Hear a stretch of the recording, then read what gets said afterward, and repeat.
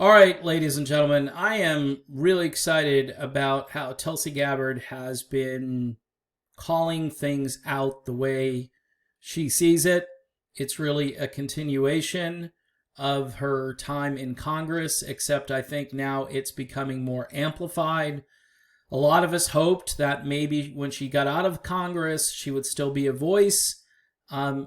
She is running to various places to talk. And Tucker Carlson, who has one of the bigger audiences in media right now and is definitely a fan of Tulsi Gabbard, more so than like a neocon like Sean Hannity.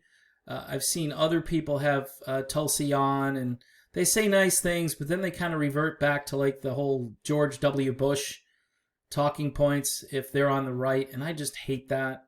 About legalizing drugs and stuff like that. They start to harp on things that have nothing to do with the civil libertarian issues that she has brought forth.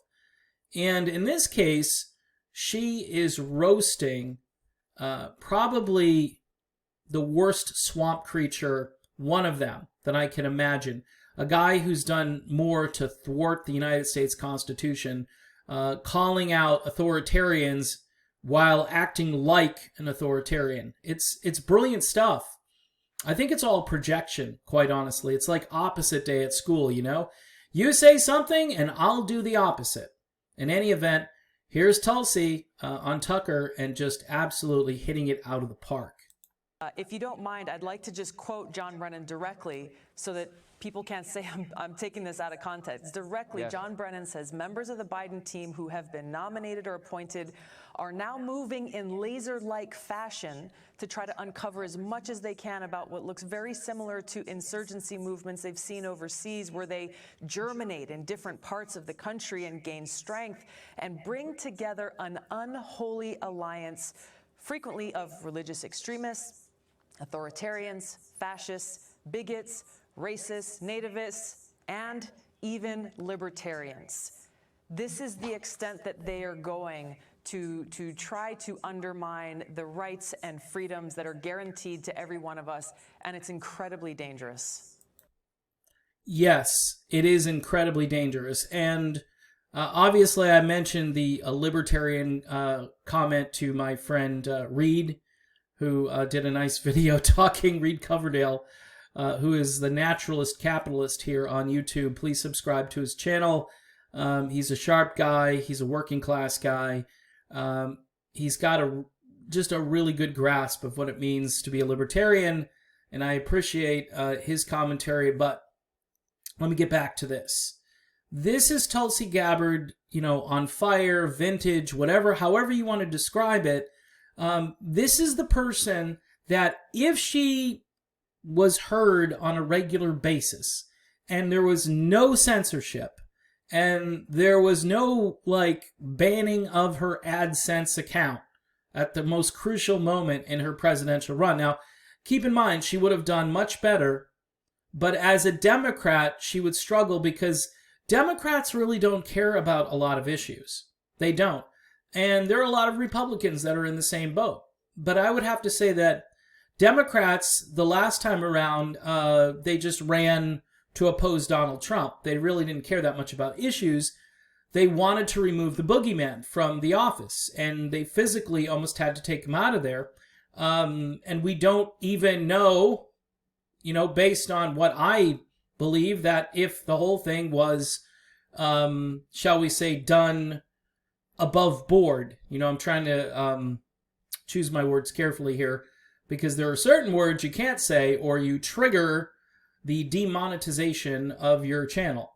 What's more important to me at this stage is that the folks on the left, who at times I have problems with random violence for no reason, and now there are some on the right who are at least talking about it. You can make the argument that some of it happened at the Capitol, but I can argue back that there were some bad actors or some different actors in there who were kind of basically led into the Capitol, and then, people followed. Yeah, there were MAGA people that followed, but for the most part, there were many instances. I actually saw videos where MAGA people were trying to stop people from breaking windows and stuff. I know you haven't seen it on TV, all right, but that doesn't mean it's not true and that those videos don't exist, because they do. And of course, if those videos were shown, that would make Nancy Pelosi and Mitt Romney look like just idiots, which I think they are anyway. The bottom line through all of this is we want someone to be a leader on these very important issues that could actually bring the country together. People can put down their culture warrior gear for a little while and understand that, you know, we're always going to have differences when it comes to culture and religion and how we choose to organize our lives, who we choose to live with and marry and so forth. I get that. And I think if we did live and let live rather than live and pry, live and pry doesn't work. Live and let live tends to work. We would be far better off if we would just take our eyes off of that bitter pill, okay, that the media is constantly trying to make us swallow, all right, and focus on things like this. Because if we're not allowed to say what we're supposed to say, and what I mean by supposed to, I mean that's our God-given right, then we don't really have a country. We really don't have a republic or a democracy or any of the things. The Constitution is meaningless. So it really doesn't matter what you do, because even if you vote different people in, they're going to hit the deep state roadblock up ahead. And that's going to be true no matter who you put in there. Look, is it a long shot to support the Libertarian Party in 2024? It is. It is a very long shot, but at this point, maybe it's time to just let go of what you've known in the past and listen to what people are saying with regards to issues. If those things resonate with you like they do when Tulsi Gabbard talks about it, then we need to get passionate. We need to have zeal. We need to work at the grassroots. It's not going to be just, number one, electing a libertarian as president. It's about ballot access, which I just don't have a lot of faith right now unless money starts pouring into these organizations where we can make sure the party has access in all 50 states. And then that other idea is to get candidates who will run for other offices. Now, maybe it's not libertarian, maybe it's independent, maybe it's just not the two major parties. All right, I'm a little hesitant on the Green Party now, but I'm really more into civil libertarian issues because people know they're being spied on. People know it. All of this information is being harvested and given to the government. This whole medical tyranny thing, where now everybody wants to find out where you've been, and if somebody who was with you had this particular virus and so forth, it never ends. It's just pretense for more snooping, more spying, and more authoritarian behavior. You're better off just trying to stay away from everybody if that's your concern. Just don't interact. Wait. Maybe it will die down. You know, and if it doesn't die down, we're going to have to make a decision whether we want to live our lives free again or if we want to be subject to the state and every foolish thing they do, because they've been wrong throughout this entire pandemic. And, you know, Joe Biden said the other day he doesn't even have a plan. He doesn't have a plan. It's just going to run its course. It's going to do its thing. Wish he could have told us that before, but he told us months ago that he was the guy to fix it and get it done.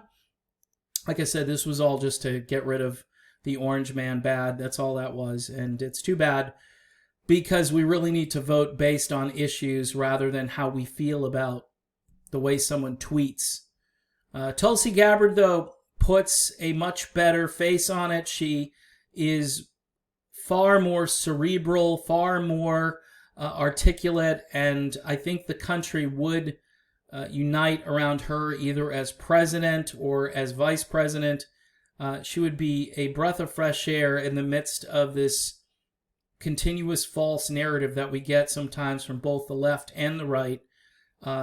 kudos to Tucker Carlson, because he's a good guy to have her on, and he agrees with her on civil liberty issues. It's very important that we keep our civil liberties and we don't just relinquish them because, hey, we can't really fix this problem, so we're just going to have to go along with the government and keep the Patriot Act and keep Julian Assange locked up. And, it's pie in the sky. We know that everything, if we want some level of security, we need to give up most of our freedoms. And that includes our health, too. If we want to have good health, we have to give up our freedoms. And that's just ridiculous. And that's why I'm leaning toward being a full-time libertarian, joining the Libertarian Party.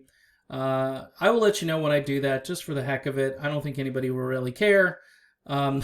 I've been in pretty much every party, but being a libertarian and staying that way, much like keeping this channel, The Political Refugee, I think that's my goal at this stage. I've tinkered with the idea of just pulling the plug on everything, but I think I need to be in this fight along with everybody else who cares about the future. So there you go. Tulsi Gabbard unleashed, and it's fun to watch.